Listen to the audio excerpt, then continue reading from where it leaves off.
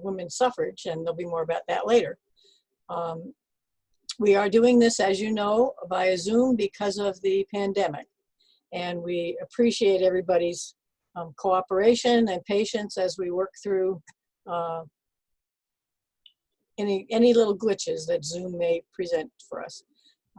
We're going to begin with hearing from our speakers, and there'll be a Q&A period after that. If you may have heard Faith say already that we will take questions via using the chat room. If you're not familiar, there's a bar of icons at the bottom of your screen, and chat is one of them. And when you click that, you can just type your name there, and that will tell us that you would like to be recognized for a question or comment. So don't write your whole comment, just your name there, it'll be fine. Okay, so I think with that, we will just go straight to hearing from our speakers, and Linda Belote will introduce them. And Linda's going to be unmuted. Okay, thank you, Barry. It is really a pleasure for me to introduce our speakers. We have two speakers. They come from the, excuse me, I didn't mean to have a frog in my throat, Western Upper Peninsula Planning and Development Region. And Jerry is the director, the executive director of WUPPDR, as we all know it. Since July 2011, he was a part of WUPPDR. And in 2015, he became the executive director, and he manages the organization and external relations. He administers several state and federal grant programs, performs community master planning and local technical assistance. The most rewarding part of his job, he says, is to provide services to communities that otherwise would not be able to obtain them. And this is what we wanted to hear. We wanted to learn about WUPPDR as the League of Women Voters. And when I contacted Jerry, he said that he would love to come, and he would like Rachel to also come and also present the work that she does. She is an assistant regional planner for WUPPDR and helps the Western Upper Peninsula Food Systems Council through grant writing, website development, integration into public policy, and program development. She finds community-based food systems work deeply personal, radical, and inspiring. In 2020, she hopes to expand her garden at home with help from her son and husband, build a composting system, and to honorably forage for wild foods in season. I don't know how they've arranged to make their presentation. I'm just going to turn it over to them. The one thing I don't know that maybe I should ask ahead of time, are you wanting to have questions for Jerry at the end of Jerry's presentation and Rachel's at the end of hers, or you both are going to present and then we'll have the questions? I think I would prefer for both of us to do it first and then wait, unless anyone has a strong opinion otherwise.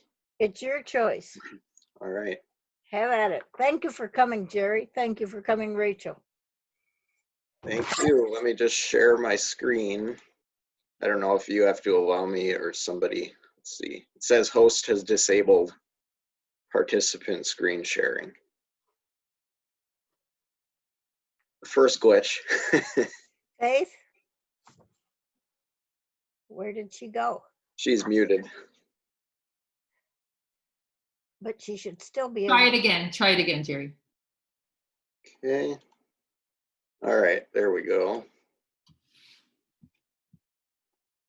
Okay, can everyone see it? Yes. Okay, so thank you for the invitation. It's been a while since I did a community presentation like this, so it's unfortunate it's not in person, but oh well, sign of the times. So I'm going to present on our regional impact.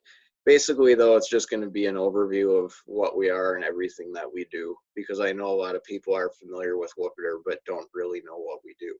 So, as many of you probably know, we relocated our offices in 2018 in the fall due to the flooding. So now we're in the skyscraper, and it's a little bit of an improvement.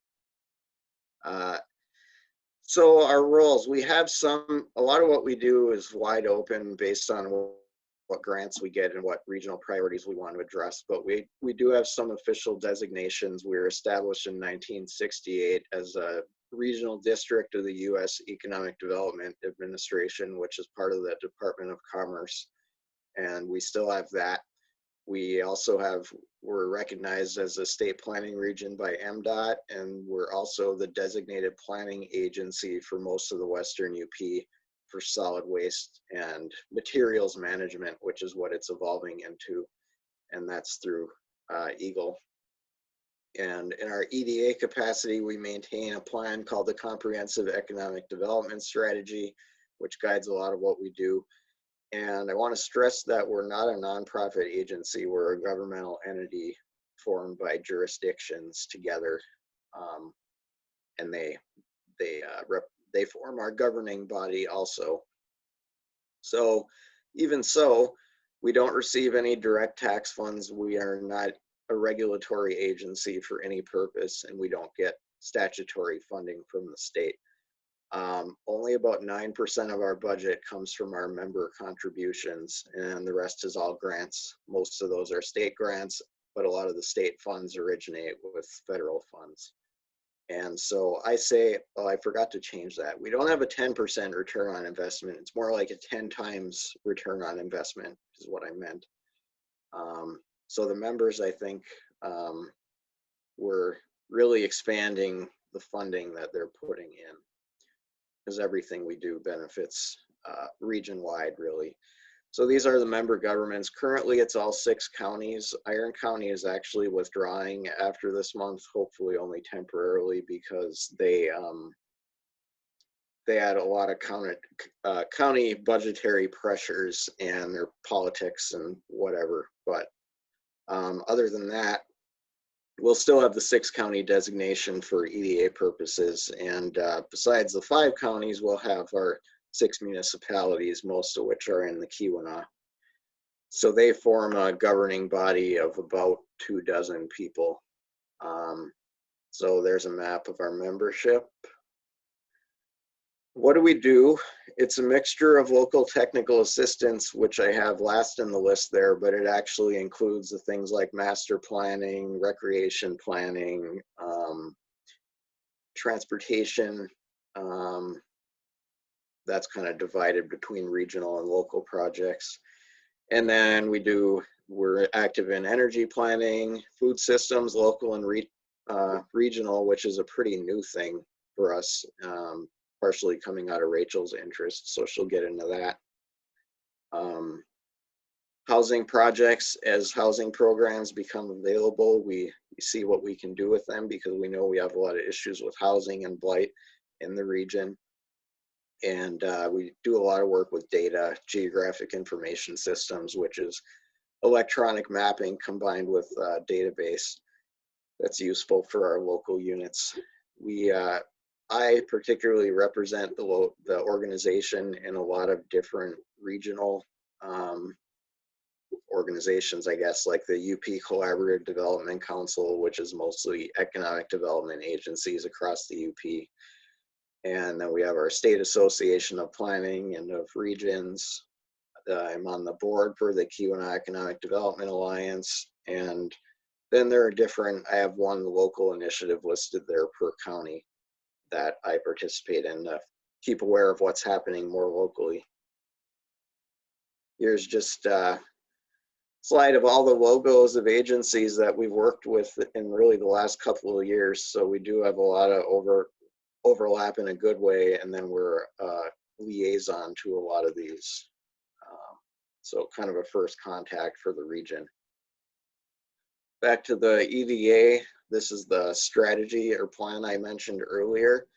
And we receive a planning grant from EDA, but it helps us identify projects that we could assist with getting grants for actual public works projects, industrial parks, incubators. They're probably with funding that's coming up related to, you can see the third bullet there.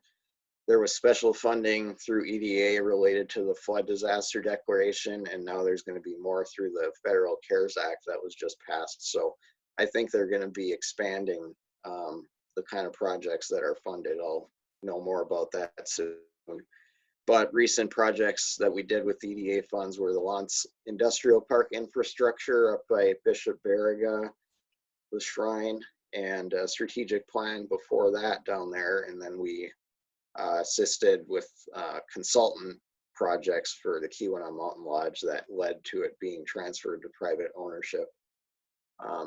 And now we're working with KEDA on a potential business and technology park in Hancock and some kind of recovery staff person for Gogebic County.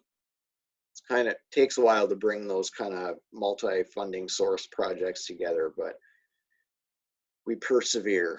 FinZone is some of you have probably heard about this. It's a new initiative to give Finnish companies the opportunity to expand into US markets by promoting our Finnish heritage and also the personalized service we can give through organizations like the 6 partners here.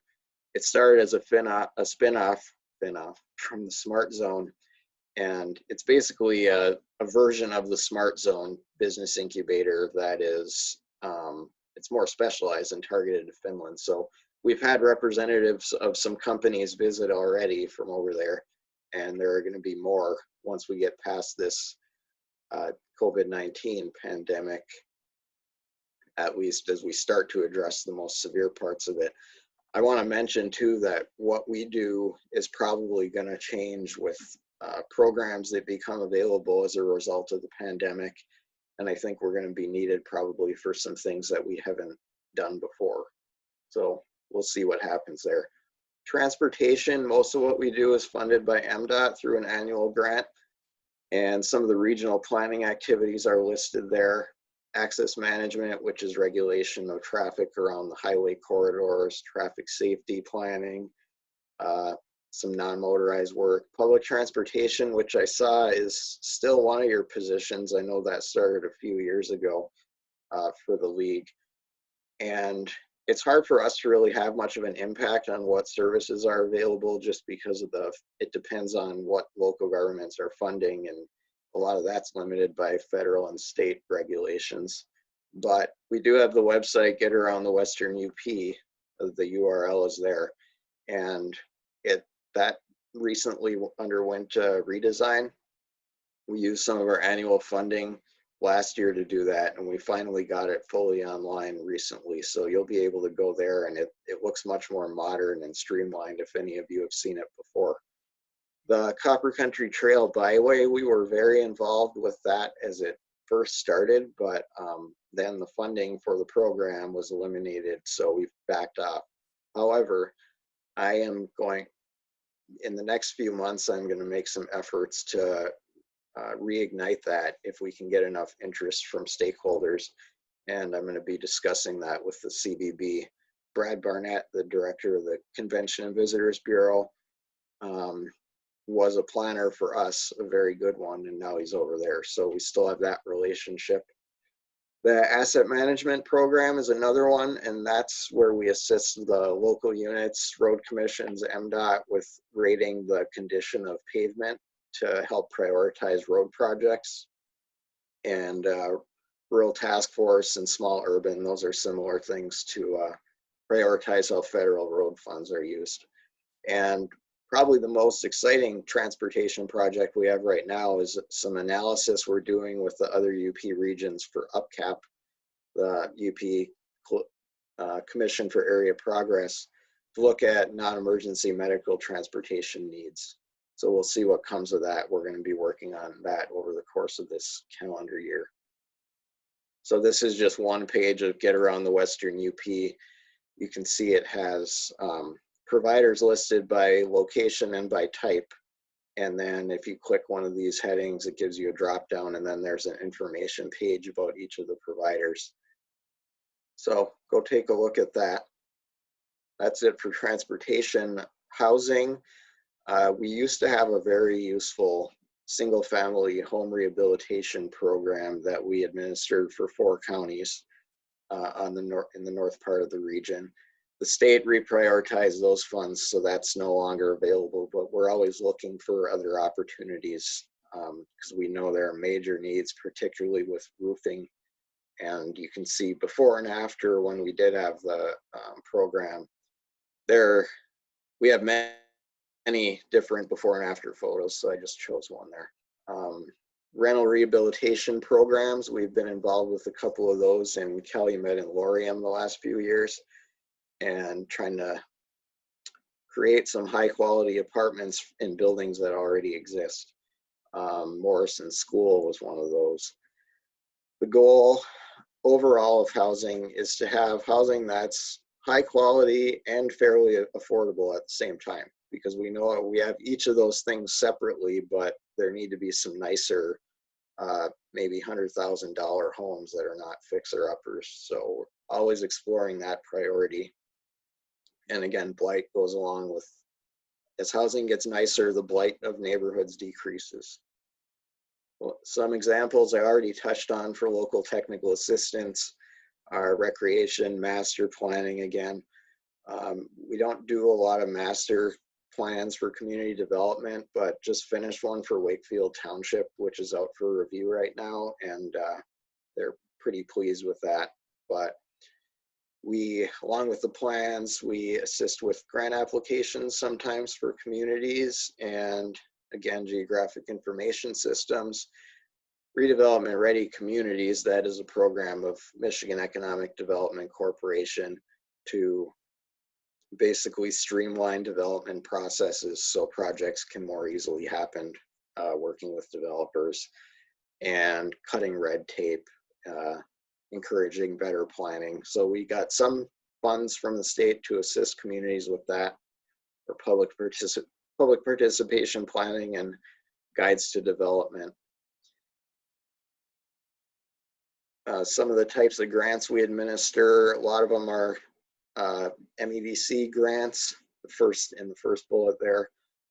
EDA, a few of them are listed. At Lawrence Industrial Park, we're administering the Calumet Elm Street street project, a facade renovation project for 4 buildings up there that'll hopefully be starting up soon if contractors are able to work. And City of Hancock, Woolworth, and a project in Ironwood that's going to be starting up hopefully too this summer. A big program that really it was very flexible and allowed us to get a lot done in the region based on our own needs instead of what grants were available, was the Regional Prosperity Initiative. This was a program of Governor Snyder. It had a couple different goals. One of them was to realign the service areas of state agencies so they were working better in conjunction with each other. And then also improving collaboration and alignment of regional organizations. And the goal of that was to reduce gaps and duplication of services, but also just to get many different organizations at the same table together. We had monthly meetings, and they found a lot of benefit to that. And this focused on economic, workforce, community development, education, and transportation, but there were a lot of others involved too. So the first year, 2014, we developed a 5-year plan, and we ended up having to update that every year as the priorities changed. And then subsequent years, we got funding for implementation. And this was only funding for planning regions and metropolitan planning organizations. So we were the only eligible entity in the Western UP. Brought about 1.4 million over the years to ourselves and our communities. Just some project areas here included trails, energy, planning and efficiency, brownfields, tourism, talent attraction, career technical education, the food systems that Rachel's going to get into. This is RPI was kind of the foundation for those projects. So just to touch on a few in more detail, that we're working on community energy management right now, which involve development of 3 community teams in Lawrence, Ontonagon, and Copper Harbor for planning, and some energy audits were funded for 1 public facility in each place, and then some private businesses, and those were 100% funded. And then there are going to be guidebooks developed for the local governments to help them move forward. And we also have a separate program right now where we hope to be funding energy audits for small businesses throughout the region with 100% cost coverage. But again, we can't really get those going either with the current stay-home order.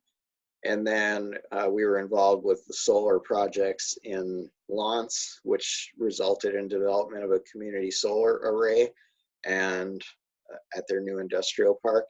And we worked with many other organizations, including picking off of what Michigan Tech was doing with a study there. And we did a little bit of work in Baraga too, but they didn't actually end up going forward with anything, at least not yet. Trail inventory, we developed a database in GIS for the trails of the Western UP of all types. And then on the right side, this is a website called Up North Trails that started in northern Lower Michigan with the two regions down there to provide trail data and also promotion.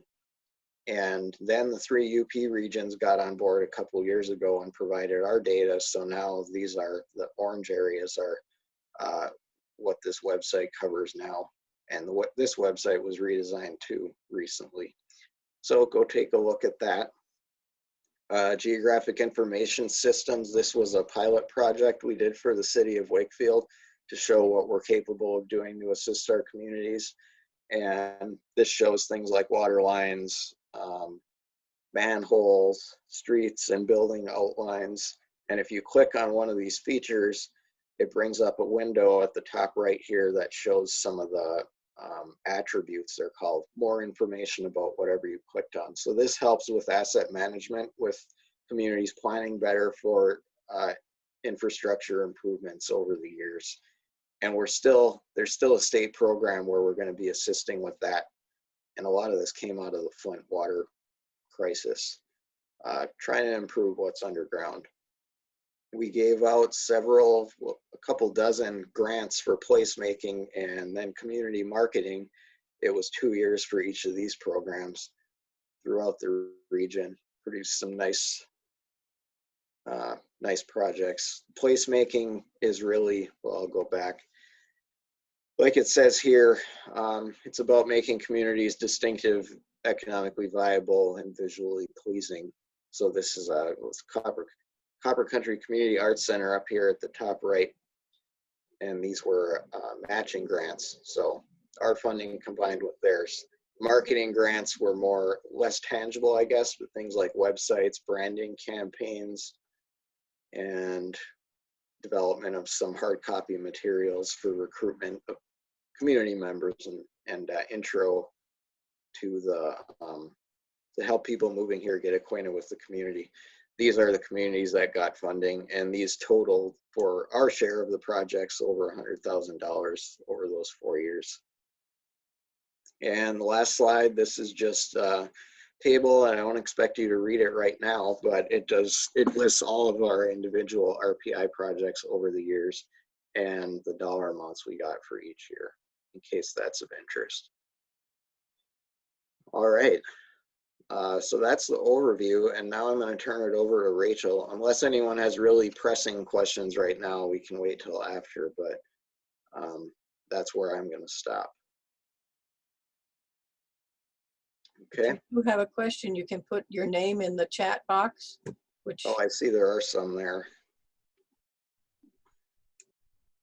I don't think there's anything right now. All right.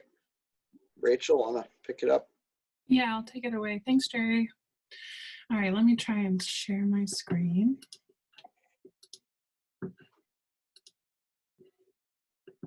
Can y'all see that okay? Yep. All right, awesome. Okay, so I'll be talking today specifically about local food systems planning. I do a lot of other work at WUPPDR. This is probably about 25% of my job. But yeah, here we go. So this quote actually was taken from our recently published annual report.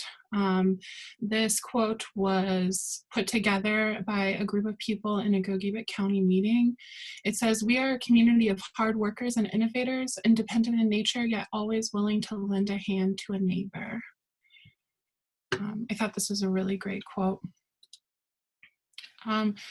So first, I would just like to express gratitude to the community and partnerships that I've experienced. I've been working on this project since July of 2018. Over the last 21 or so months, I've built partnerships with over 25 different agencies and organizations, tribal governments, universities and schools, also over 50 different small businesses and farms. About 130 or more people are on our listserv, and they've attended events, volunteered, and served their community food system. This work could not be done without the community, so I just have to acknowledge that this incredible work also belongs to them too. Okay. So just talking about local food systems, it's important to share, there's two types of definitions. The first one is very broad about a food system. This includes all of the different chain of activities connecting food production, processing, distribution, marketing, you see that there, and waste management. A local food system is a place-based definition that the community or your house or your family defines for themselves. And then, like I said, it changes on the scale. You can have a local food system for your family, for your neighborhood, for your county or your region. And so I focus a lot on the region. The place-based definition is really the first part in realizing for a community work to realize that they have to define it and then come up with what their ideal food system looks like. The relevance to regional planning is that we can utilize our partnerships with local agencies to support this work. We can also be a fiduciary or a fiscal sponsor for community-based projects. We have relationships with funding agencies, and so as projects are being developed with community members, we can go back and check with those funding agencies to make sure that those projects are relevant. We can also integrate the goals of the community into public policy documents like master planning or recreation planning. And then another thing that we do is connect institutions with local farms so that we see more local food in the region. So this is just an image that was taken from our first meeting in October of 2018. We separated into small groups and started writing ideas down. What does a healthy food system in the Western UP look like? Some things I see here are eating in season, wild game, inclusive, sustainable, expanded processing facility. This is really kind of the first step in our process, is just hearing from the community.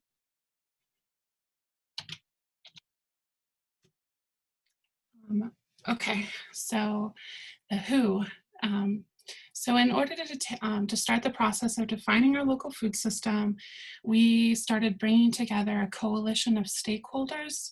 We received a small seed grant from the Michigan Local Food Council Network to start meeting back in October of 2018. The money covered the cost of 6 meetings and also the cost of a website, WPFoodSystems.com. I'll have the link later on. These meetings for the seed grant were held in 3 counties, and at each meeting we invested over $300 in local food to pay for the food so people could eat at the meetings. The meetings also had food storytelling, data gathering, networking, and then presentations from people in different sectors of the food system, like from farmers or co-op people or Taste the Local Difference, that sort of thing. So following the seed grant, the Regional Prosperity Initiative, like Jerry said, allocated $28,000 to secure 25% of my time in 2019, and then to pay for more meetings, to contract researchers from Michigan Tech, and then to also aggregate all of the data that we've been finding into an annual report. In terms of talking about who the stakeholders are in the system, it's basically everyone that eats. Long-term food systems planning has to be inclusive. It has to engage a diverse audience from all backgrounds, cultures, ages, careers, etc. So here are a couple of pictures. The one on the left is from a mushroom foraging workshop that was held last fall at the Natural Resources Department in Keweenaw Bay. And then on the right is also a meeting that was held on the Lawns Reservation. And that's another group of stakeholders aggregating data and sorting it. So here's another example of the workshops that we funded. This was a 5-day workshop that pulls people from across the country to learn about wild rice. The workshop is entirely free. It features local food meals 2 to 3 times a day. Funding for this workshop was secured through a $100,000 grant that myself, researchers from Michigan Tech, and scientists from the Natural Resources Department wrote together. The money was used for infrastructure upgrades to their community garden and lawns, which is open to everyone, and then to host 12 different foraging and gardening workshops, including wild rice camp. We also created a toolkit for other rural communities to learn from and utilize. This photo specifically was taken by Todd Marcy from the Michigan Sea Grant. Okay, so I wanted to make a page kind of like how Jerry did that explains what I do. I do this, and then with my partners as well, we do community food assessment and mapping. We offer technical assistance to small businesses like farms and their markets, such as farmers markets. I manage the Western UP Food Systems website. We do a lot of community engagement and workshops. That's really, really important in order to engage our stakeholders in the system. We do project management and grant writing. I also have a presence on local, regional, and state level committees with food system leaders and also funding agencies. And then we make policy recommendations and then integrate those into our public documents, such as master plans and recreation plans. Also form partnerships with universities and funding agencies to allow for expanded capacity. Doing this only 25% of the time means that I definitely need to utilize my relationships to help for that. So here are some of our current and past grants and their projects. I've already talked to you a little bit about the Michigan Health Endowment Fund, which is what we wrote that $100,000 grant for. We also recently got a grant through the Michigan Department of Agriculture and Rural Development to build adult and child therapy gardens at the Gunlock Shelter, and then also a culinary garden at Horizons. We were planning to build in July. This is probably on hold, so we'll just see. The grant goes through next year, so we'll probably have to build next summer. We've also received several rounds of funding from the Michigan Local Food Council Network. This pays for meetings and websites and workshops, and we also make sure to use, like whenever we buy food, that we support our local farmers and bring local food in it. So all the money is staying in our economy. We had the Regional Prosperity Initiative. Through that, we funded the UP Brew Trail to support UP-wide local breweries and beer manufacturers, and then also the Western UP Food Systems Initiative. We recently got a grant from the Seed Savers Exchange to And they sent us a ton of seeds to integrate into our new Portage Lake District seed library. This just started before the pandemic. So the library has been closed, but when the library opens up again, definitely go check out those seeds. I'm really excited about that process. We've been working with the Queen City Seed Library too. They've been giving us a lot of help and ideas. So. We also received funding from the UP Food Exchange for our annual food summit that we held last November. The focus of that summit was to connect farmers with institutions so that we can see more local food at our restaurants, at our schools, at our hospitals. So that was really awesome. Our goal this year is to have another one in November. We'll see how that goes. We've also not received money, but Michigan Tech and the Pavlos Honors College has allowed us to connect with community ambassadors. And these specifically were people returning from the Peace Corps that wanted to get involved in their community right away. And so they donated 50 hours each of their time for a story mapping project. This is a Geographic Information Systems project that is housed on the website, and it just maps out all of our farms, all of our organizations that support farms, farmers markets, fisheries, food festivals. So definitely check that out. It's still being worked on, and we're hoping to partner with Michigan Tech to create an app for it. So that's exciting. Okay, this is my last slide. So ways that you can get involved. The first thing that you can do is become a local food advocate. Request local food at your favorite restaurant, or reach out to a farm and ask if they're selling anything and if you can buy something. I'm having Gina Kurz delivering 5 dozen eggs to me today specifically, but we've also, even through the pandemic, been able to pick up no contact microgreens and mushrooms and maple syrup and wild rice. So there's a lot of food available right now, even though there's still snow on the ground. You can also join our listserv so that you can learn about our events and maybe connect to some working groups. There's a couple different working groups that have formed. A lot of stuff is really stalled because of the pandemic, but we have instituted farmer check-ins every other week in order to connect with our area farmers. We have over 45 different grower and farmers in the region, and we want to hear from them. What are their concerns, and how are they making adjustments in the wake of the pandemic, and how can we support that? So you could also volunteer, like for your local farmers market or a food pantry.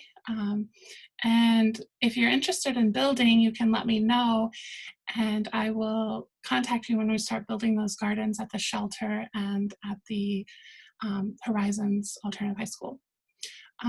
Also, it's important to remember that we have all of the tools that we need already in our community to build that ideal food system. So sharing your knowledge and finding your place in this is really, really important and powerful. So if you have knowledge on canning, if you know about how to collect wild leeks or anything like that, we're always looking for more teachers in our community.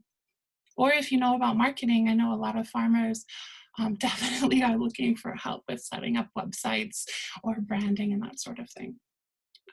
You can also just start growing your own food and selling it at the markets. Many of our area markets do not charge anything for people to sell their food, and almost every county, the demand far exceeds the supply. So it's really important that we get more local food and that we support our farmers so that they can make it. Farmers here work in a really tight margin. They often have multiple jobs. And so having the support of the community is everything to them. So that's the end of my presentation. I hope I didn't talk too fast. My email is at the bottom here if you want any more information. I'm always available. And then the Western UP Food Systems website is right there. So I'm gonna go ahead and stop sharing. Thank you both. Once again, if you may already see the chat bar on the right of your screen, and at the very bottom it says type message here. You can put your name there if you would like to have your mic open to ask a question or make a comment. If you don't see that, there is a bar of icons at the bottom of your screen, and chat is one of them. You can click that and it should open up that bar. So please let us know if you would like to be recognized. I'd like to start with a question about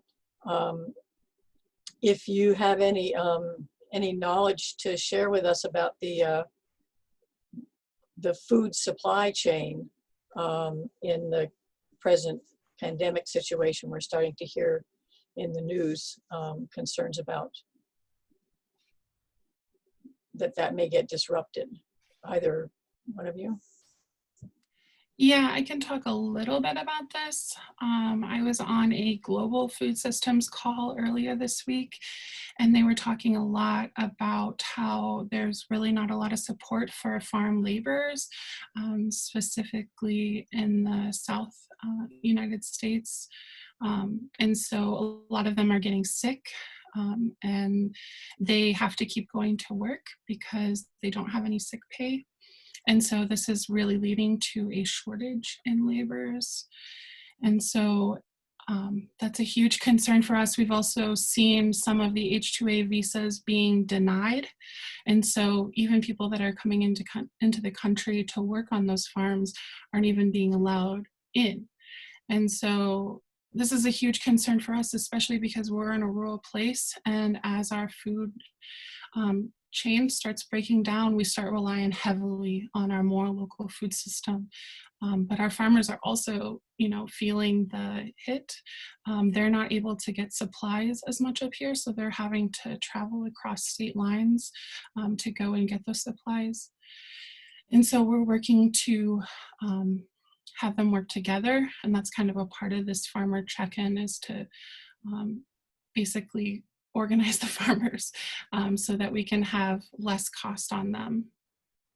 Does that answer your question? Thank you. Yes. Yeah. Well, I have a question. My question's for Jerry about WUPPDR. You said WUPPDR is a governmental agency, and it sounded like it's entirely soft money. Is that correct characterization? Is it entirely soft money grants? Well, our members, the member governments and any in the region are free to join, but there's a formula to calculate a certain amount that they pay us per year. So that serves as cash match for the grants that require cash match. And then we do receive state agency funding like MDOT that I mentioned, and the EDA funding that's fairly reliable, but it's not like guaranteed by law. So we're kind of a weird status.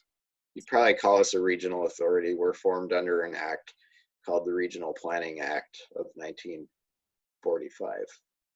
And then the people who work there, they're staff members. Are there anybody that's appointed by some other one of the governmental agencies or anything like that?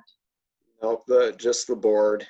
Most of the members of the governing body, the commission, are appointed by the member governments. Thank you.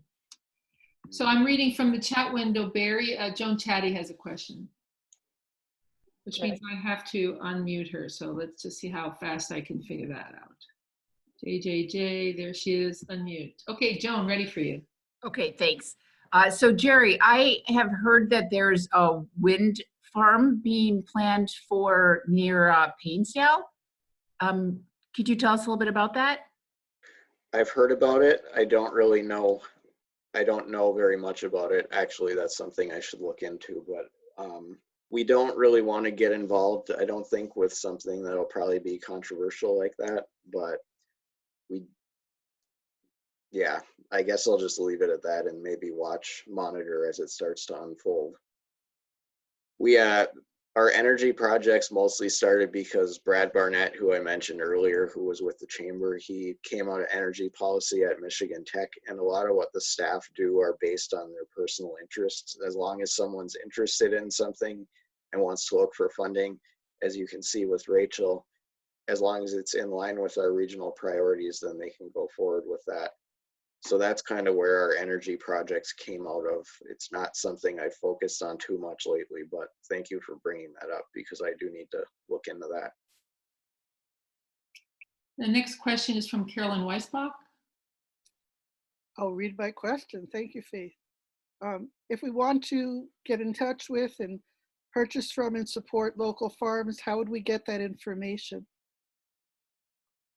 Okay, so right now, if you want to find a listing, it's through Taste the Local Difference. They put out a food guide every May, so it's very timely. Their newest guide is coming out next month, but if you go to their website and search by county, you can find the farms that are open to selling through that list.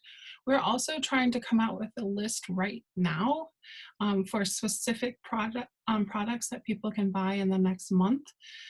We have a subcommittee through the UP Food Exchange to create that list. And so once that list is created, we will add that to our website. Are there other questions? I was wondering where the solar panel farm that you had a picture of, Jerry, where was that? That is in that Lance Industrial Park by the Bishop Barriga. It's the same turnoff, and it's a park of 20-some acres. So the first thing that went into it is at the end of the cul-de-sac there. That's where the solar array is. So that's where people have the option to buy into panels and have part of their energy come from there. And it can save some money over time, but part of the benefit is just, I think so people know that part of their energy is green like that. It was a little easier to do in Lance than it would be in a lot of other places, since Lance has its own nonprofit electrical utility. So some funding and more openness to new things can come out of that. But yeah, any communities that want to pursue something like that, we'd be happy to provide some insight.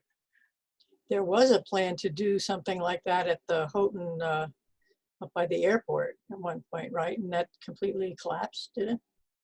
Yeah, that probably would have been Keweenaw Research Center, I'm assuming. I know they've done some solar work, but yeah, I don't have much detail.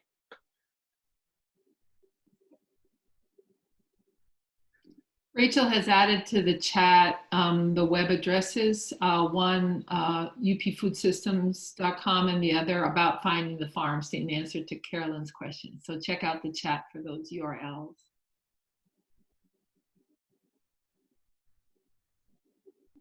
Questions? I maybe just want to comment on the transportation issue, because I was a little bit involved in that, Jerry, back in the previous discussions. And it's good to hear that we're worrying about non-emergency medical transport, because that did come up as a really very strong need. And we learned a lot from the league, learned a lot from those initial discussions. And to sum that up, it was, wow, is transportation complicated in the Western UP? I mean, the kind of quilt that's put together in terms of funding and then authorities over what gets done made it a pretty daunting problem to find a fix for. Yeah, that's the thing. We recognize what a lot of these issues are, but there isn't much that we have to kind of pick away at the edges on how we can impact some of these things. But a lot, I mean, like I said, we're not regulatory. We can't really directly do anything to change it. But yeah, I'm glad we're at least able to provide information. In some ways, we've gone backwards from even those dark times, because there used to be more taxi service available than there is, and now it's dicey whether even somebody who's able to pay can get a taxi to go where you want to go. Yeah, I'm hoping some of the gap in that'll be filled with the ride sharing services. Like, I guess there's some level of Lyft in the area now. It's probably not, yeah, but there's opportunity there. Because otherwise, I mean, some of the communities don't have, like Iron County, unless it's changed without me knowing about it, they don't have any taxi service at all. And so I guess as these new opportunities come up, hopefully some gaps can be filled anyway.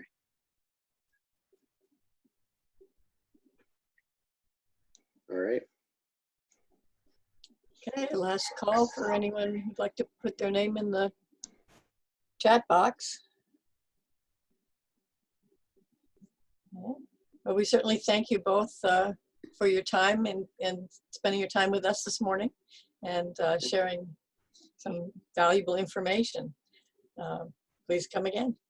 Thank you very much. Thank I you think so I'll bow out much. and leave you to your meeting. Thanks. Thank you very much, Jerry and Rachel. It was very enlightening. Yep. If you have any more questions, just email us. And we can send you the presentation. Yeah, link I'll to send your mine email. too. Okay. Okay, thank you. Thank you so much. We are going to take about a 3-minute break for refreshing yourself, and then we'll be back to conduct our annual meeting. There is a annual meeting booklet, and if you you should have received it. If you're a member, you may have printed it out for yourself or have it available, and we can also share it on the screen. If you're not a member but you're interested in having the booklet, put that in the chat box and we'll try to shoot it out to you. Okay, see you at 2:55.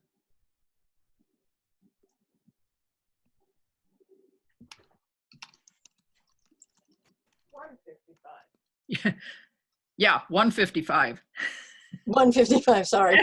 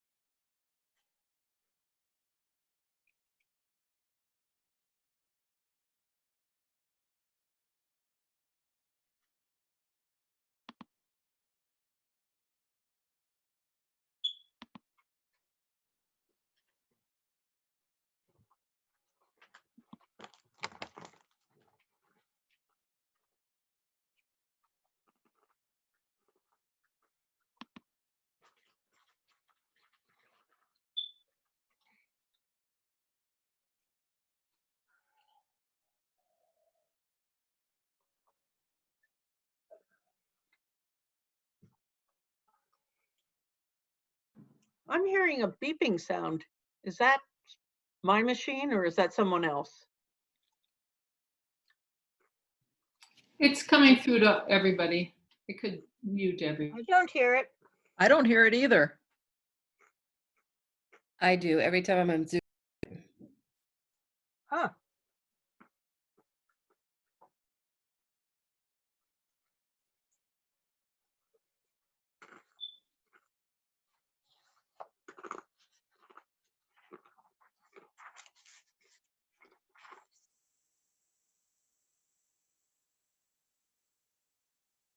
Faith, are you still recording?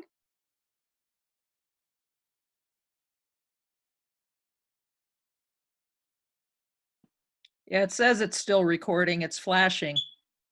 We could cut off the recording at this point and then start it up again when the business meeting and have them as two separate videos. What do you think, everybody? Should we do that? I'm going to vote against it. I thought of it, but I'm not exactly sure how Zoom will do that. Well, Okay. and we're about ready to start again anyway, so. No. Okay, I am back and I hope everyone else is ready to go as well. We're going to move on now to our business meeting. This is the 60th annual business meeting of the League of Women Voters. I'm going to, first of all, ask our Madam Secretary, do we have a quorum? Yes, we have a quorum. Okay, and I am going to appoint Christine Bradoff as the parliamentarian for this meeting. If she has any concerns, she can interrupt and ask us to stop and address those. And we'll provide backup opinions if she wants to ask for any. I'm I'd not like looking for trouble. I'd like to, first of all, do a brief chronological run through of what's been going on in LWVCC since the last annual meeting. It's been a busy year. We had adopted a study of the Constitutional Convention movement, and Liz Hochla gave us a presentation. She did it a couple of different times at least, about the threats that that movement poses.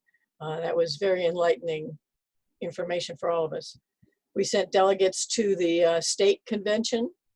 We conducted some voter registration information. That was done out at the Gay Parade. It was done on campus at Michigan Tech. And we participated in a grant that the State League provided, which was called Making Democracy Work. And utilizing some funds from that, we presented a number of programs during the year. We did at least 8 different presentations. And they were kicked off by hosting Michigan Secretary of State Benson here in Hancock. And when she did her statewide swing, and she presented information about the changes in voting and registration rules that were brought on by passage of Proposal 3 back in 2018. League members also did programs that presented information on redistricting, the Redistricting Commission. Those were done in varying locations, including on campus at Tech, at the Portage Library, at the Keweenaw Bay Ojibwa Community Library, Community College, rather.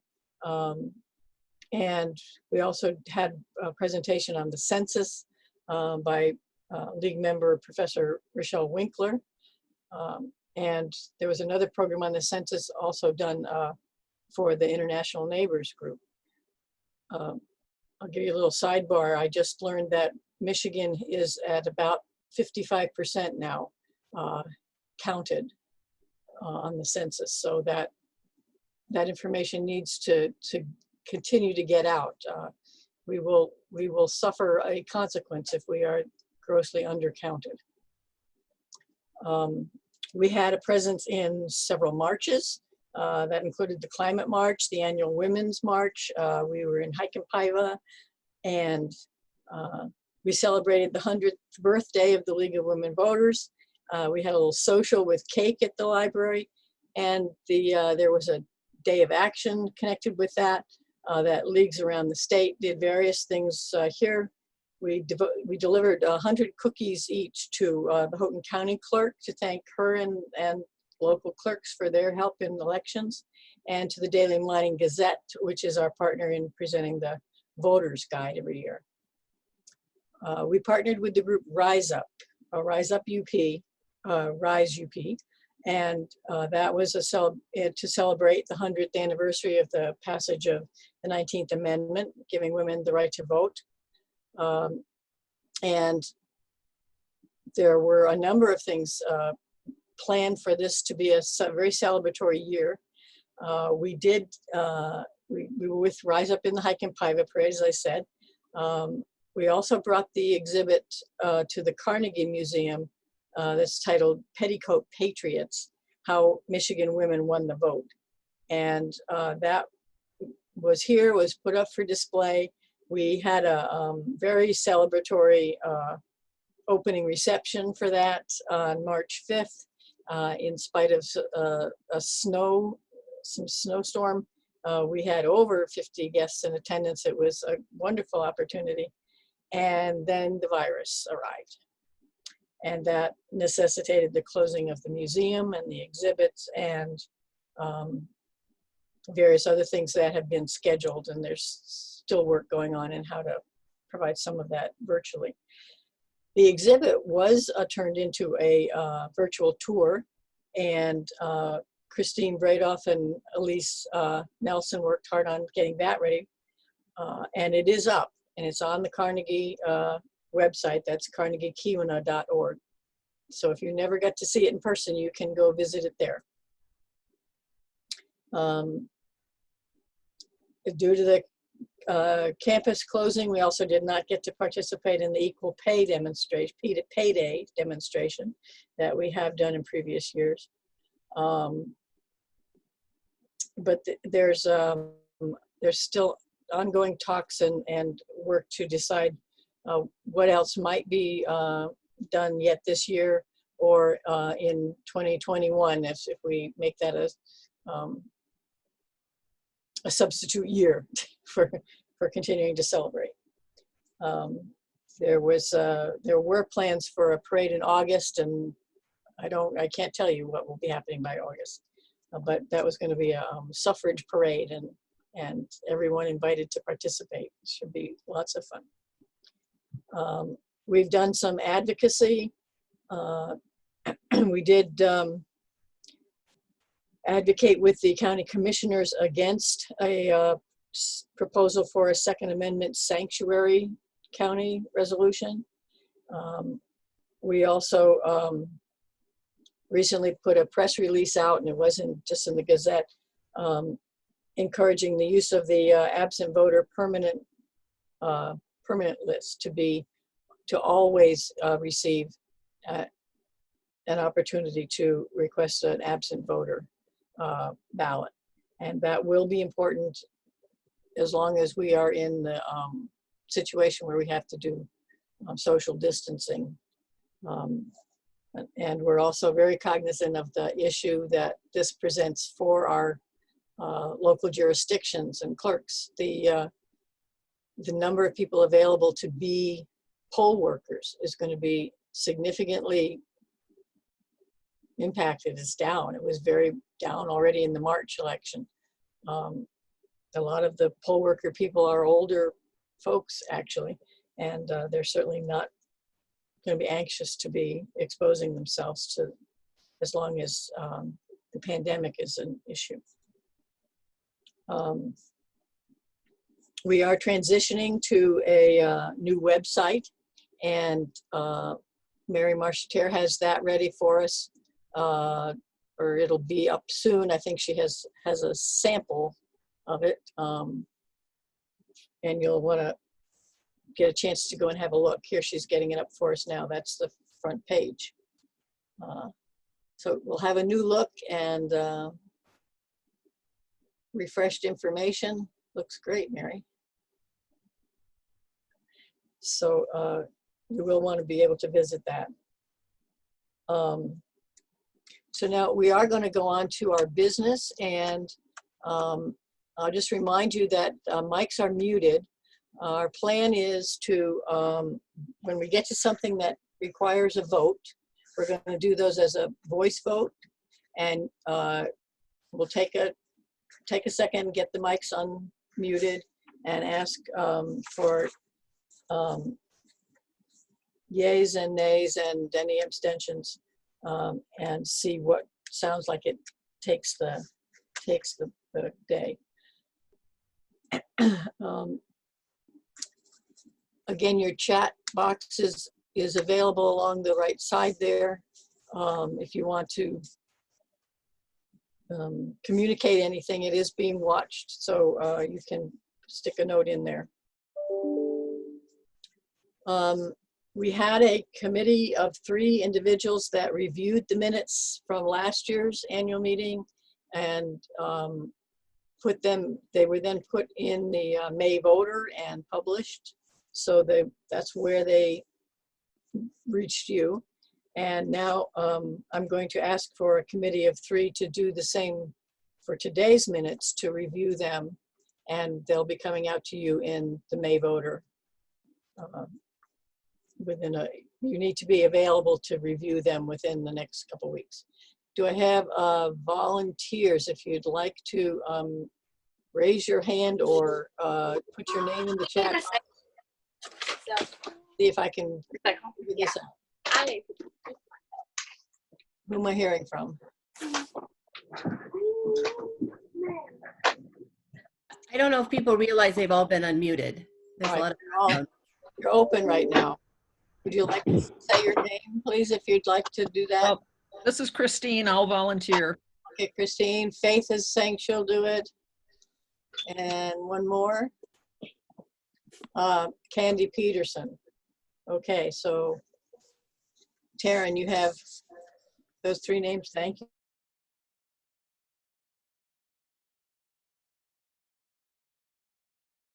Oh, Barry, I accidentally muted. Wait a minute. Okay, I'm open again, right? Okay, now I will call for a vote to approve last year's annual meeting minutes. And all in favor, please? Aye. Aye. Aye. Any opposed? Any abstentions? So that passes. Okay, now we're going to go to Mary Marcheterre, and she's going to present for us the treasurer's report. Oh, hello. Hold on, let me pull it up. Okay, here's our treasurer's report. This is, can everybody hear? Yeah, I'm on. Hang on one second. Hang on one second, Mary. I'm going to mute everybody else.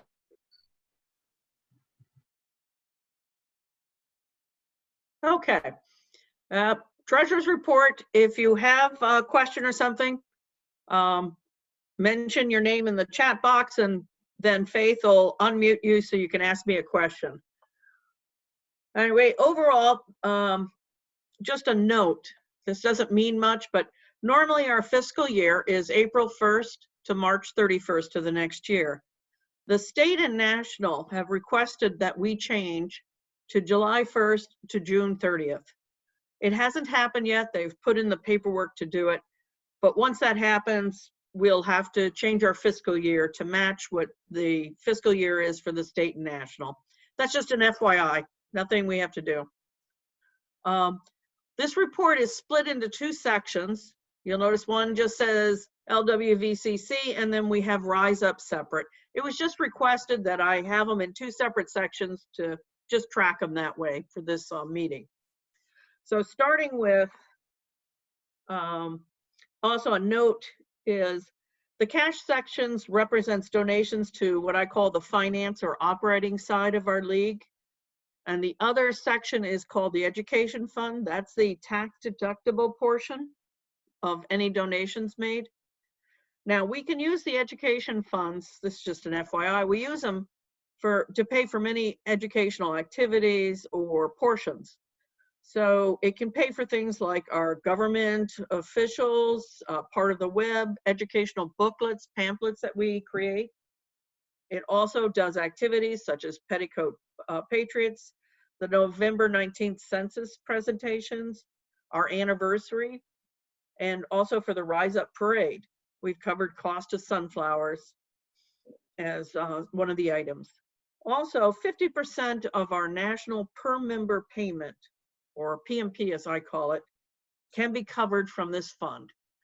And if you remember, historically, per member payments are a certain amount that each member pays from their dues to the Michigan state and then also to the national levels. So now to start, just starting with just only the League of Women Voters Copper Country minus Rise Up section, you'll see our dues were $3,198.42. That definitely exceeded our expectations. This has been a great year. We added at least 12 new people, 12 new individuals, 2 households, and 11 students. So we currently, now it may decrease, but we're tentatively at around 90 members. Not everybody's renewed and not everybody will. Some of the students will obviously drop out, but just to tell you, we're doing great. Is that a record, Mary? No, the record I understand was somewhere in the hundreds in the 60s. But we're darn close to that record, and I'm hoping in the next few years we'll exceed it. So anyway, contributions, again, we're way above what we had thought it would be last year. So this is just wonderful. Nice to see. These 2 items called LWVEF stands for Legal and Voter Ed Fund transfers. We used our Ed Fund to pay for half of the per member payments to the national organization. And then the $1,015.10 we used to pay for different educational items, some of which I just mentioned before. And then of course we had bank interest. Our annual meeting of $225 is just the amount of money I collect to pay for restaurants that we've gone to for either planning meetings or our annual meeting last year. And then of course, K. LaRue is just donations that are made specifically to that scholarship fund. Just in case people aren't aware, the K. LaRue is a scholarship fund that was created to help make payments for memberships. We used it a lot for students, but we do use it for members also. It's meant when you're having fiscal problems. And right now, students are free, so we haven't been using it as much. On the expenditure portion, so anyway, our cash income for last year was $7,395.75, which is fantastic, I think. Cash expenditures, again, I've got to give credit to our group. We are very good at keeping costs down. It's just amazing. Our operating costs were the amount that we pay for the Chamber of Commerce for their membership, and then stamps. Again, stamps are pretty expensive. On the committees, that's things for like our finance drive, for the the letter material, the mailing, etc. And the finance drive, board and administrative committees are like the finance drive is when we send out our report to the community, to all the members and then non-members. There was no travel or workshop expenses this year because last year or last summer was the Michigan one and we'd already paid them the previous year and there weren't any additional charges. Again, a shout out to our members who went to that for keeping costs down or absorbing it. So I'd like to thank them. In fact, we should probably have them all bow. Wave your hand since we know who you were. And of course, I'm forgetting to say everybody's names, but anyway. Financial support is again that state and national per member payment. And that's just the actual cost that we pay. $457.45 cost for doing our printing and mailing of our Copper Country newsletters. So educational activities is the big expense, and that's really what we are in the business for. over $1,000 went to those educational and non-educational activities that we were mentioned. We have an additional total web costs are high this year because we're migrating from our current system to a new system. Just so you know, the current system is being obsoleted, and I think, until July to get us moved to the new one. Again, annual meeting is just the costs for the different planning and annual meetings that we pay to the restaurants. And also, Kayla Rue, we gave out 2 scholarships last year. Mary, there is a question in the chat. I'll let Elizabeth Benny ask it. Elizabeth, your question? Oh yeah, sorry, Elizabeth. No problem. What is the advantage of paying the membership due for Chamber of Commerce? Oh, I think I should let Barry answer that question. They do provide us with many services. We can get on their schedules, and then it's sent out to all their memberships of our different programs. Barry? Right, we can be on the calendar to members that they maintain. We can get some pretty broad advertising, not just in their newsletter, but if they do a thing we call an email blast, we're eligible to ask for, to pay a little bit to have one of those done. So it goes to a broader audience, and an audience that doesn't always, we don't always touch. There's some different folks that we get in front of that way. I find it, as a board member, I find it nice to receive their mailings because it's keeping me knowledgeable about what's on the minds of the Chamber of Commerce, which is a different perspective than I usually hear. And it's also partly to support them as a community supporting organization. Plus, we get invited to some events that otherwise we would not. For example, a number of us went to the luncheon with Representative Jack Bergman, and that was a chamber event.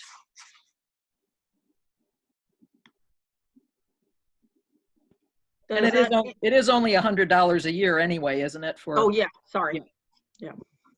And the local chamber is, it does not make us a member of this Michigan Chamber of Commerce, if anybody was wondering about that. We're not affiliated with them. Yeah, we're Keweenaw, sorry, Keweenaw Chamber of Commerce. Did that answer your question? It did, thanks. Okay, great.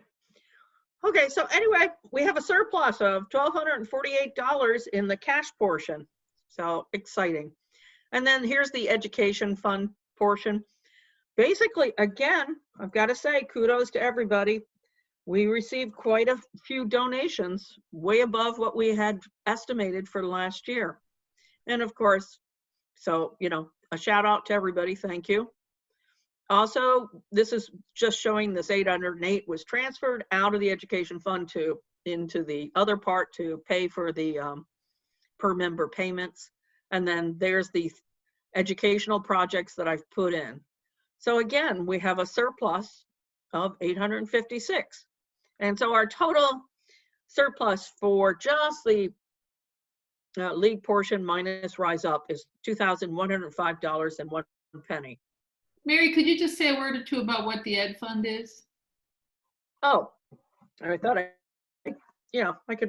had said the Education Fund is a special tax deductible fund that was created by National.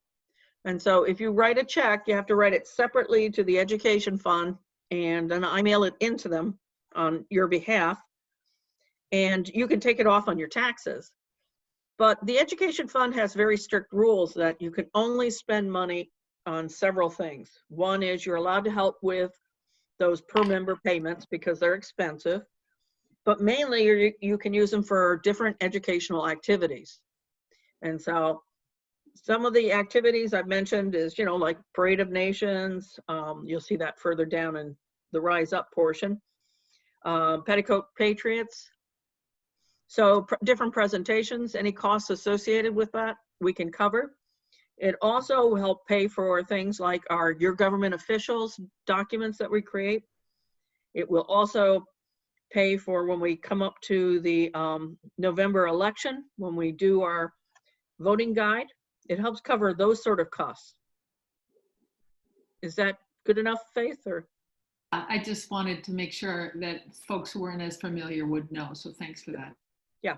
Oh, no, it's always good. So, and that's what this is. It's just paying for different educational projects. So if you don't mind, I'm going to then pop into the Rise Up portion. And again, we just did it as a, just want to say, so I'm on the board of Rise Up, and I just want to remind people that the league formally voted to be the fiduciary agent for Rise Up, and that's why there is a separate Rise Up section here. yeah. Thank you. Again, Rise Up, lots of donations. It was wonderful.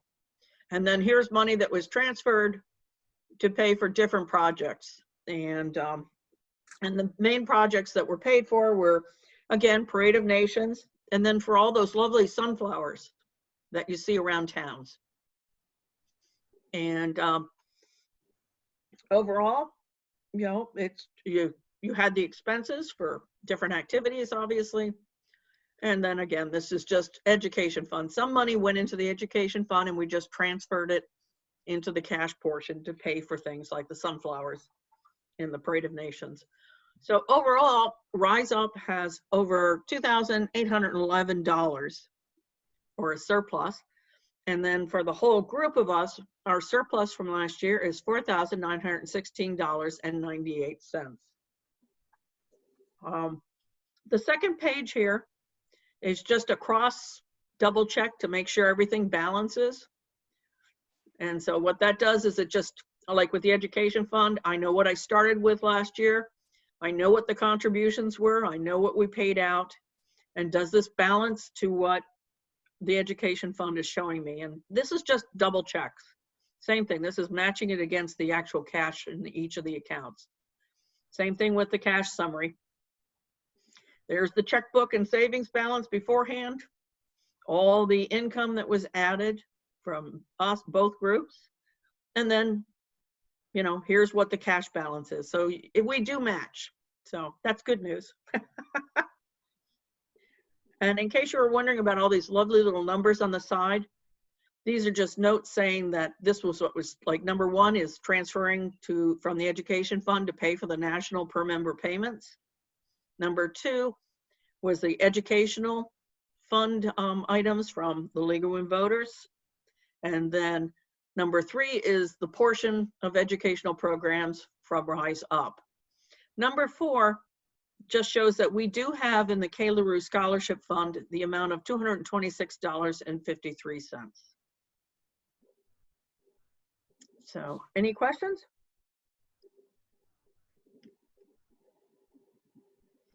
If there are no questions for Mary on the treasurer's report, we thank her for that and all the work she does. Mary is a treasurer to us. She's not just a treasurer, she's the treasurer. She does many things for us. And we appreciate Travis Howard. He put the statement of his review at the end of the report there and found everything to be in very good order. I would like to call for a motion to accept the treasurer's report. I'll make a motion. This is Elizabeth. Okay. Yeah, please say your name if you're making a motion or seconding, please. Elizabeth made the motion. Okay, Elizabeth Benji, and a second from Linda Belote. Linda Belote. Okay, we've got mics open now for a vote. Are we ready for that? They look like they're still muted to me. I pushed the unmute all button and they're not all unmuted, so I'm not sure whether that's because if you personally had muted them, but I've pushed the unmute all button. Okay.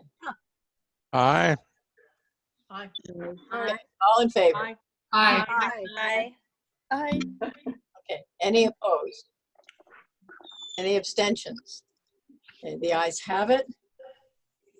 The treasurer's report is accepted to be placed on file, and now we're going to move on to the budget.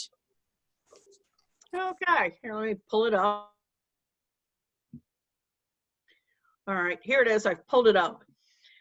The budget report is pretty similar to what we have every year. We know the costs, so we tend to keep them the same. So I'm just going to quickly review only the changes that have occurred. On going through expenditures under postage, we did increase it by $50 because, you know, our post office needs the money and prices are going up.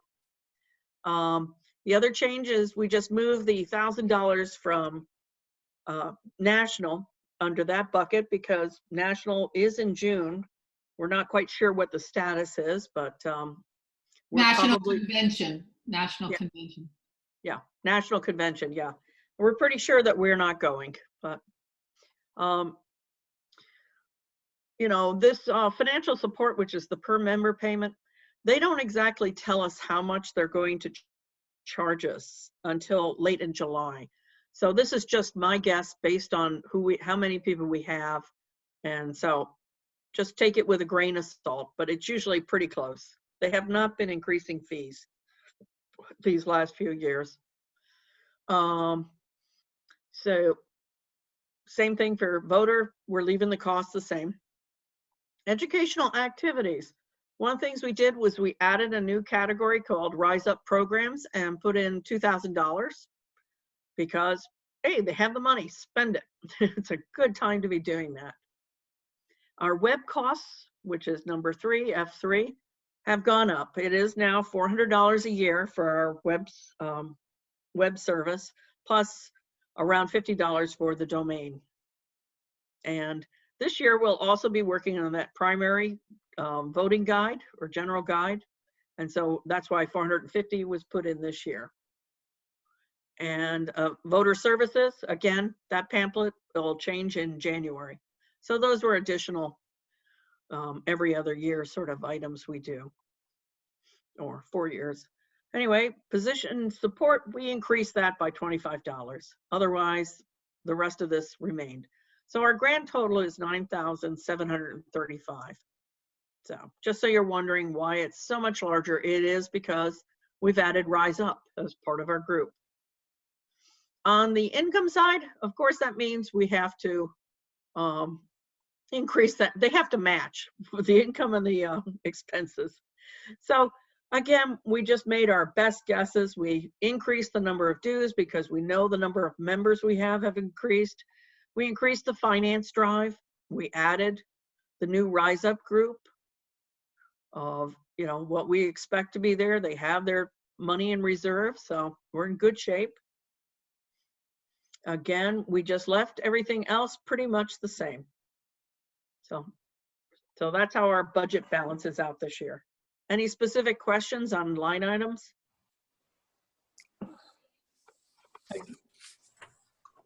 Again, if you I've unmuted everybody if they have a question. okay, you're unmute, or you can unmute yourself if you're not, and you can use the chat box too. Okay. Thank you to Mary and the Budget Committee for preparing that. We'll take a motion now. Please state your name. You want to make a motion to accept the budget. Faith Morrison, move to accept the budget.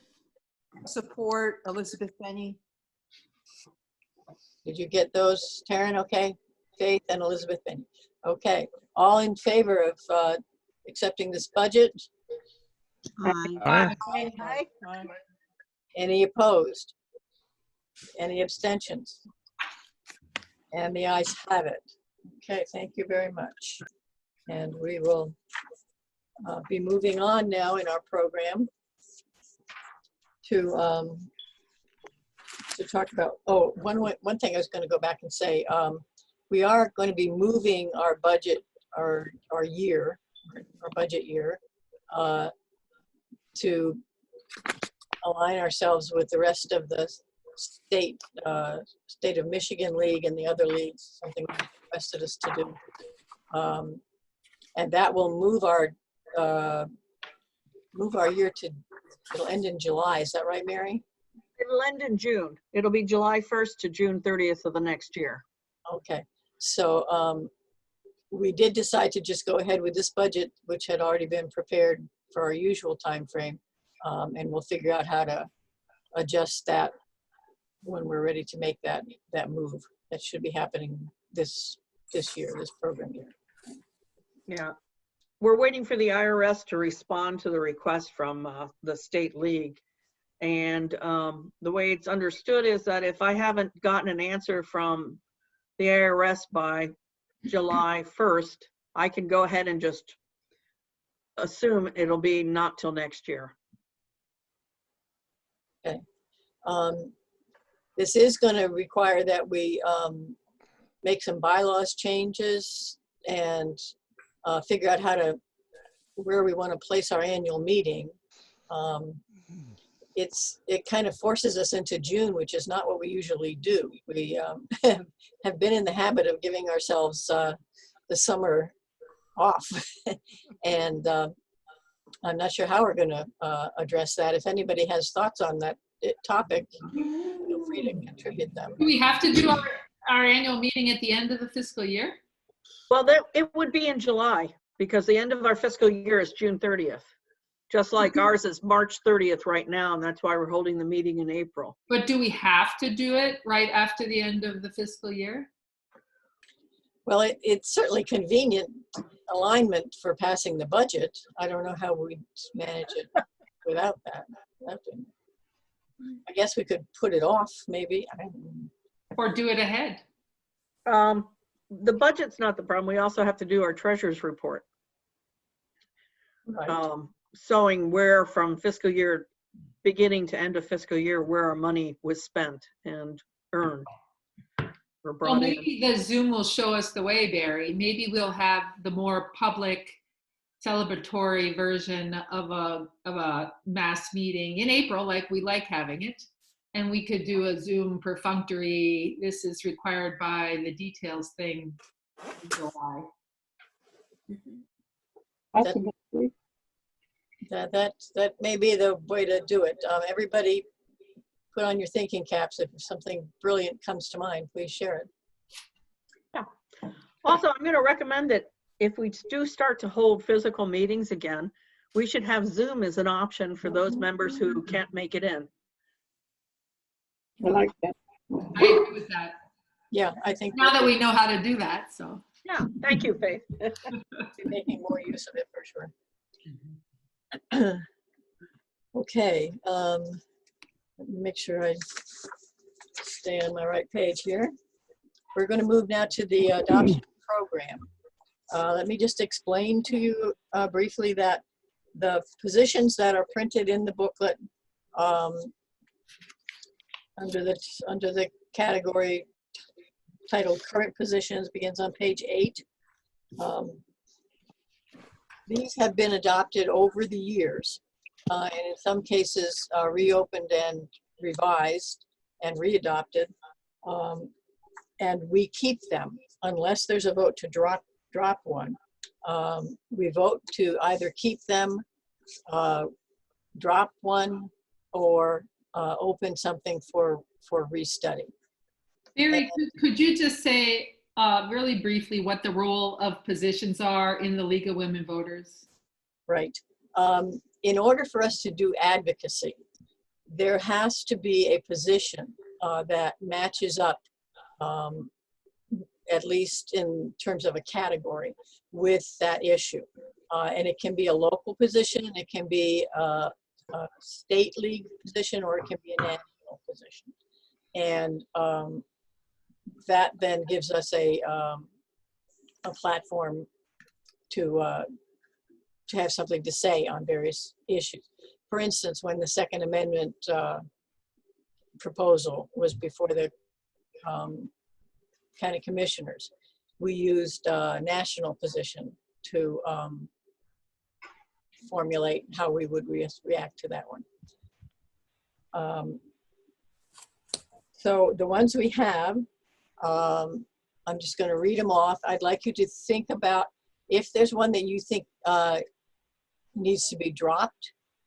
I'll call the question on that, and then we'll call again if there's one that anybody would like to see reopened for study or revision. And if you think that should be done, I hope you would also be volunteering yourself to be a coordinator, a committee chair of the work to do it. Current positions include Houghton County government, education, land use, the Keweenaw Waterway, election procedures, fluoridation, transportation, Houghton County facilities, the jail, the courthouse, and the sheriff's office. Those are the local positions that we have. We can open mics and ask if anyone, or you may use the chat box to type in, if anyone would like to propose any of those be dropped. That's the question before us right now. Seeing no response, I'm going to ask again, does anyone want to propose that one of those needs to be reopened? Jerry, not reopened, but the Houghton County Medical Care Facility has changed its name. And it's there under Houghton County government. Maybe we could just put in parentheses after the words Houghton County Medical Care Facility, parentheses, Canal View. Okay, that is a good update, and I think it can be done without opening the whole position. I would think so. Okay, thank you. Anything else? Anything else? Okay, then I'm going to ask for a motion to adopt all the positions at once, to retain all the positions as is, or as. So moved, Faith Morrison. Second. Candy Peterson is waving, okay. Second from Candy Peterson. Any further discussion? You can wave or put your name, put your name in the box, unmute yours. Okay. Okay, hearing none. Well, there's a question, excuse me, there's a question from Carly in the mute. Can we add any, is Carly's question. Carly, would you like to speak? Thank you for asking. I should have explained that. The way we get to a position is that we have to conduct a study, and then it gets voted on at the next annual meeting. The time for proposing a study, so something be taken up as a study, we have a January planning meeting when we ask for those kinds of ideas. And we didn't receive any this year, so there is no proposed new study.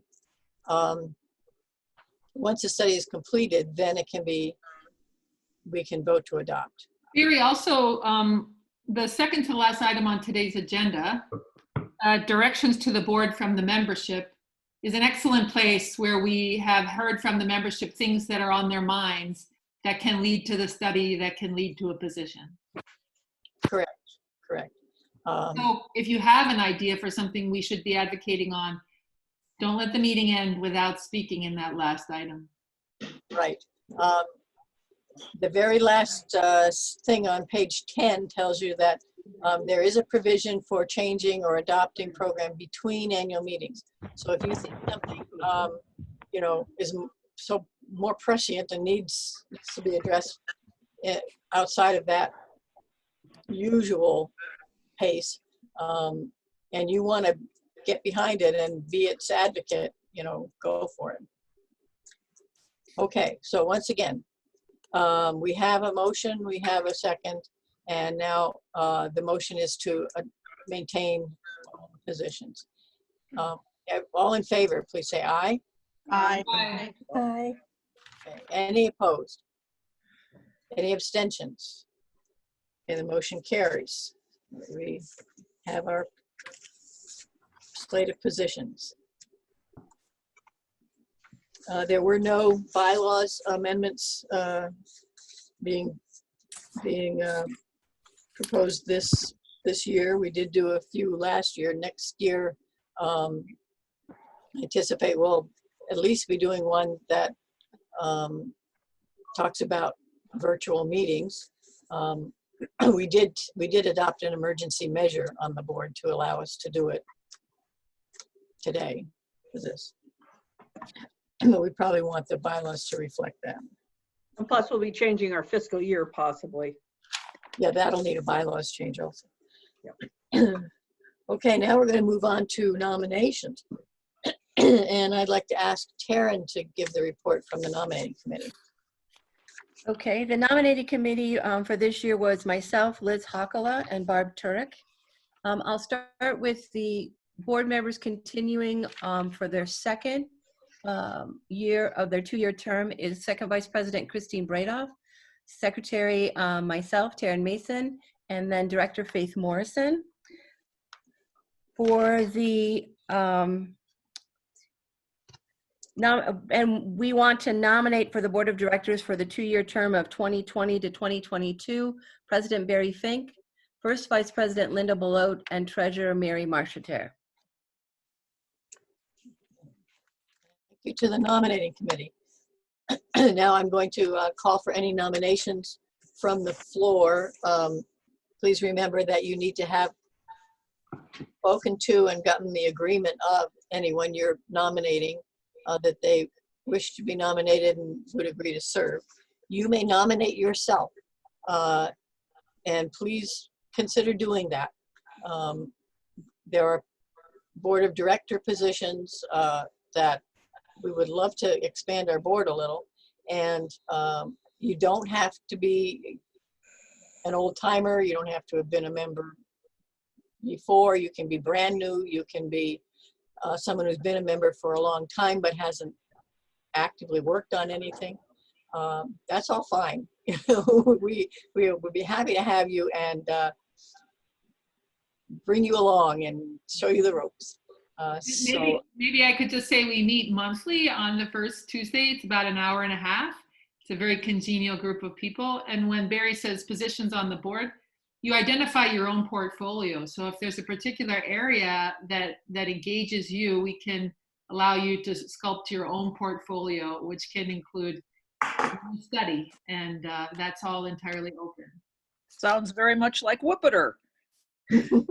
And we can have up to 10 board members, correct? I think so. Anybody get the bylaws in front? I'm sure we have room for anybody that would like to speak up now. So we'll open the mics. Again, you can use the chat box. And I'll make my first call. Any other nominations? Calling again. Any additional nominations? And a third call. Any additional nominations? I move that the nominations be closed and the secretary record a unanimous ballot for the slate. All in favor? Aye. Okay. Aye. Aye. Aye. Do we need a second to that motion? Oops, yes. Yes, I'll I was second it. thinking that. That was Bill Fink moving, and second, I saw a few hands going. Laura Rep, I saw. Okay. And are there any opposed? And any abstentions? So that motion carries. And that's the nominations. Now, we need a nominating committee for next year's meeting. And again, I'll take volunteers for that. It's a 3-person committee usually. If you would say your name, if you're willing to serve.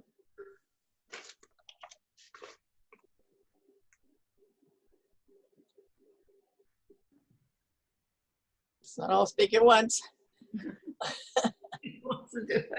A nominating committee for next year.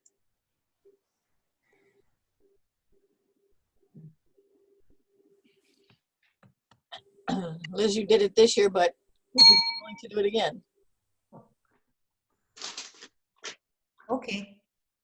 Okay, there's one, Liz Hakala.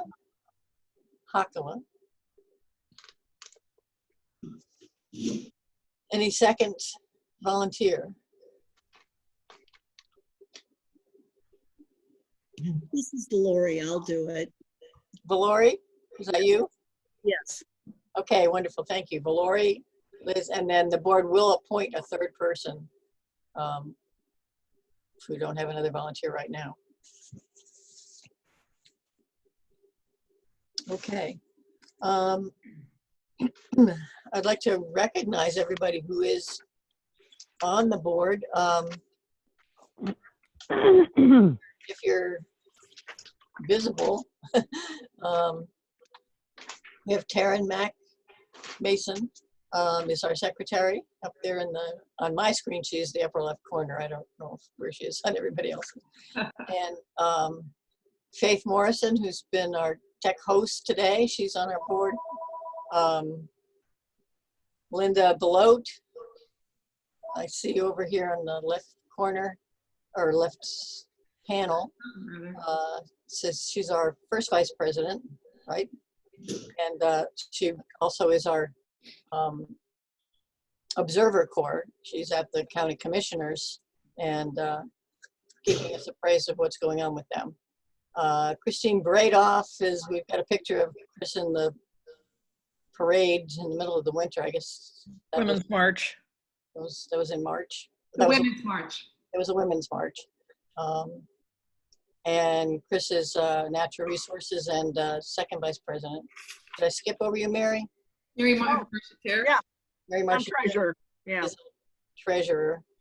Barb Turek is not with us today, but she's a board member who has now been moved temporarily off board because this is an election year and Barb has a position. She's an officer with the Houghton Democrats. So because of league rules, you can't be a candidate or a, active with a party and be on the board at the same time. So because of our nonpartisan status.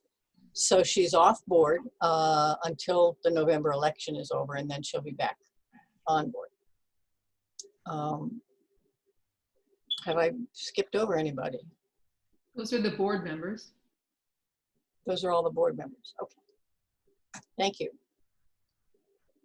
We have some off-board volunteers present We today. have, let's see, Linda Ott is here. At least her name is here. There she is. Linda puts the voter together for us every month, and boy, what would we do without her? That's a wonderful piece of work for us. Martha and Sloan is here. I don't think we have Shelley or No. but she does. Martha was on. Well, okay. Let me look at my page. Make sure I'm not. And then Martha Sloan is education. Martha Sloan. I saw Martha's name. Yes, she's here. She's there. Martha's name at least is with us. And, she's an off-board person for us for education, and Martha has done some interesting program presentations for us before. Valori, I want to recognize, she's done some programs for us. I skipped over the one about open meetings that Valori did when I was talking about what we've done this year. That was a very interesting meeting, and I think a lot of prep went into it. A very frequent volunteer photographer and videographer is Bill Fink. Yes. Okay. The tour of the Petticoat Patriots has a lot of his photography in it, so thanks for that. Valori had agreed that she would work on a program for us for some time in the future about FOIA requests, freedom of information, and at some point we'll figure out how to take advantage of that.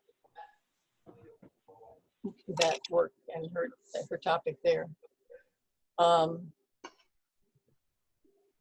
Elizabeth Benyu was also a presenter for us in the programs that we did using the grant, Make America Work grant, in particular about the Michigan independent commissioners. I did just hear in the president's meeting about that, that you may have seen that the lawsuit that had been brought trying to block that was turned down by the court, and so that is going ahead, and they are very anxious to have more women apply and to have Northerners apply. Those categories of people are not well represented in the folks who have applied. Just a little update on that information from the state. We've had over 4,300 applicants. The only county in the entire state that has not had an applicant is Ontonagon County. Oh. Also, the category of people between the ages of 20 and 36, that is a very low number of applicants as well. So if you know young college students or people who are just out of college, this does pay a stipend of close to $40,000 for 10 months of work. Yeah, so do go to the website and get an application in if you'd be interested in serving. I think that Christine was working on that. I hope she did. Is anybody want to mention anything that I'm leaving out? I'd like just to mention May 5th election. There's only one in our area, and that's a millage for Lake Linden, if I understand. So, Lake Linden Village. Right. Yes, that's right. The rest of the jurisdictions don't have anything, so there'll be no ballot.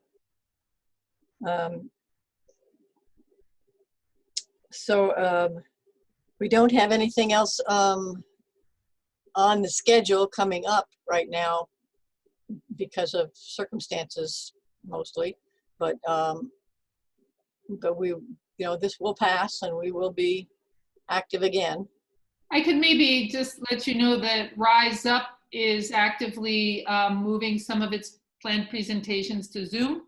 We are scheduled for April 30th. John Heisler is going to speak about notable women of Hancock, and I'm going to be the moderator. So that'll be a Zoom meeting. And then we're hoping to solicit some of the other presenters who are on our schedule. So we're not giving up. Okay. What time on April 30th? 7 p.m. Okay. And we'll be sharing that with you all, so a reminder.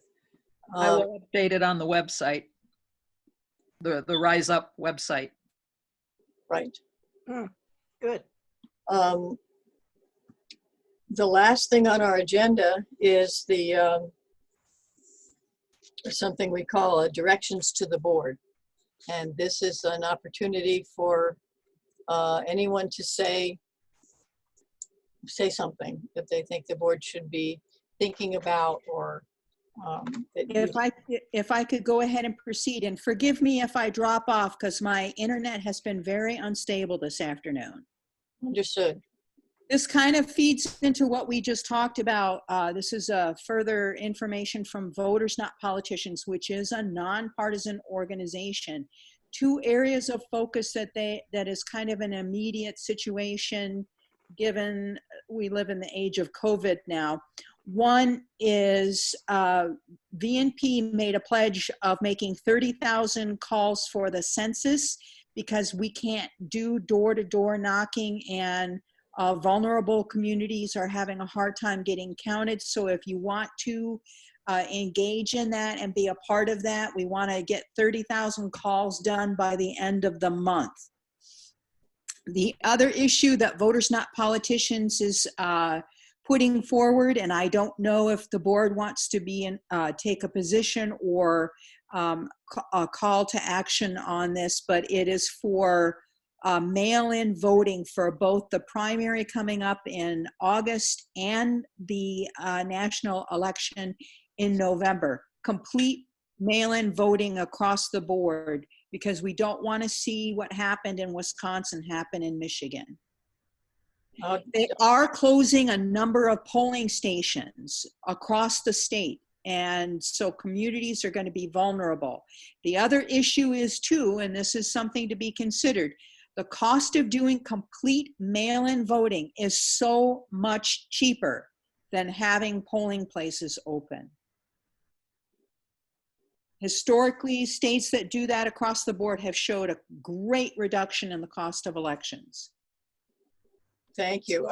We did just do a press release encouraging that all Michiganders put themselves on the permanent absent voter list, so that you're always eligible to get an absentee ballot. So that we have done that piece. Carly Craig had said she had some idea for a study that she wanted to bring up. Yes, Carly, would you like to talk about your idea? Sure. Can everyone hear me? Yeah. Yes. Okay. So I see in the proposed local program section on page 8, it has the thing about education. And given the presentation by Rachael Pressley, I wonder if there's any, if there's any possibility for having a support for local food systems or farmers markets or some kind of, sorry, I really don't know what to say, but it's just been on my mind a lot after taking a class with Dr. Angie Carter about food systems and sustainability. And even now where people are, you know, wanting to provide sustenance for themselves, I wonder if there's any opportunity for supporting like a local food system initiative or something like that. Like maybe food security related. Yeah. That's an interesting and timely idea. I'd encourage you to, you know, think about it and maybe write up a proposal. Could be just a sentence or two if you want. You're welcome to bring it to the next board meeting, which we'll do one again in May, or we do a summer board meeting, and that's a good time for talking about program ideas too. Okay. Or just even just send it to the board if you don't have the time to come to the meeting. Our meetings will be on Zoom, so they've never been easier to. Mm-hmm. Yeah, the Michigan Tech has had the Husky Food Action Network for a while now, and it's serving a real need. And that's just something people don't often think of. And then I think in support of Carly's observation, when the schools closed due to COVID, the first thing we heard about was the food. First thing we heard about was the kids who were getting food at the schools. And I knew they were getting lunch and maybe breakfast, but they were getting breakfast, lunch, and dinner 7 days a week, including breaks. So the social safety net with regard to food is handled by the schools. And so it's really, it's been a hidden need in a sense because of the way it's been addressed. Good point. So we'll look forward to getting a proposal that we can spend some time. So I don't know if you guys are all aware that, but related to this is Taryn. Michigan is the first state to provide food to families that are affected by school closing. So those families with children who receive free and reduced cost lunches at schools will be receiving EBT cards, and there will be $193.80 for each eligible student in March and April, and then $182.40 for each eligible student in May through June. They do this during the summer typically, and there's a list of specific foods they can get, but it appears that's going to be open for those families to be able to get groceries. And those should be coming out to families next week. Thanks, Karen. Good job, Karen. Good to know.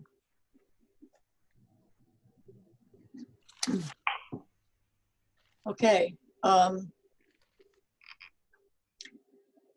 One thing I should have said when I was giving out kudos, Elizabeth or Liz Hakla has been instrumental in getting us on in the Ojibwa community campus at their college there, and some other contacts too there, I think. You want to say anything about that, Liz? Yeah, I'd like to give a lot of credit to Linda Myrtle, who's also a league member. She has really done a really wonderful job because she lives close to the Lance campus, and she works out there in the gym, and she struck up a relationship with Lori Sherman, the president of the college, and we got to know the Joe, the librarian, and so it's been a really very nice and productive thing. I had done some circulating there prior to, and we were collecting signatures for proposal 2. So it's you know, a relationship that we are building on. So we're very happy about that. Thank you. That's an important community for us to connect with. And I think we've actually discussed on the board that we would really like to be more ethnically diverse than we are. So if anybody on the call has that as an interest, or has contacts sort of the way Liz talked about was opened up with the local Indian community, there's really an interest on the behalf of the board to become more representative, more widely representative. As we, expand into the use of Zoom for our board meetings, that makes it easier for everybody to reach in. Okay. So that we'll close down the directions to the board then, unless someone has a last thought. And I will declare this meeting of the 60th anniversary meeting, or 60th annual meeting, closed.